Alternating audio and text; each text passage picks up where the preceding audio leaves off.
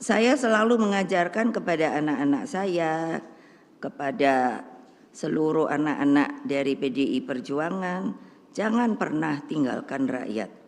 Sikap ini selain sebagai muara dan komitmen ideologis, juga dari realitas sejarah.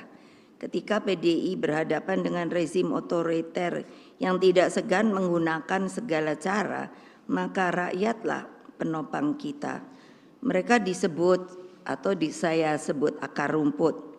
Pasti banyak pertanyaan, kenapa Ibu selalu ngomong akar rumput, akar rumput? Akar rumput itu identik dengan rakyat. Saya orang pemerhati, sehingga hal kecil saja saya perhatikan. Dari kecil saya melihat, saya senang tanaman. Akar rumput termasuk simbol kehidupan. Saya selalu memperhatikan, dan rumput itu juga adalah makhluk Allah, dibuat oleh Allah Subhanahu wa Ta'ala. Apa coba? Rumput tidak pernah menyerah serta dapat tumbuh dimanapun.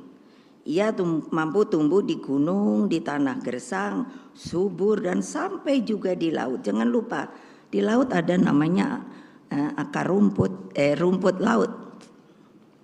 Rumput memiliki daya survival yang tinggi, sehingga meskipun dibakar, dipotong, dimatikan, dicabut, tetap akan selalu tumbuh karena akarnya selalu siap untuk tumbuh kembali. Tolong ingat, itulah rakyat. Akar rumput itu selalu bergandengan dengan erat. Kalau kita lihat, rumput tidak pernah sendiri loh.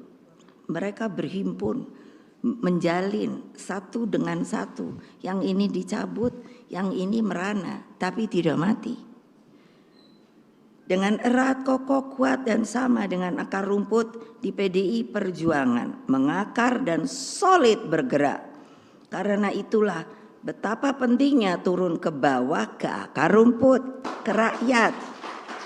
Perkuatlah akar rumput, sebab itulah kekuatan real kita. Camkan hal ini sebagai sebuah nafas kontemplasi kita. 51 tahun kita bisa menjadi begini, bukan karena elit, bukan karena presiden, bukan karena menteri, tapi karena rakyat yang mendukung kita.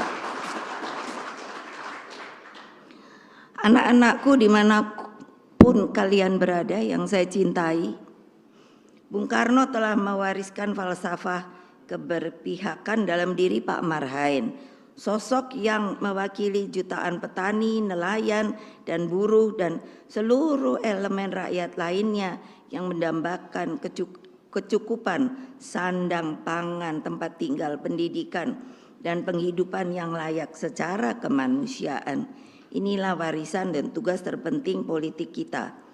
Terlebih ketika kita menghadapi, sebenarnya ini hari-hari yang biasa setiap 5 tahun. Tapi ternyata saya sering berbicara pada diri saya, kok pemilu ini sepertinya kok selalu dijadikan ajang.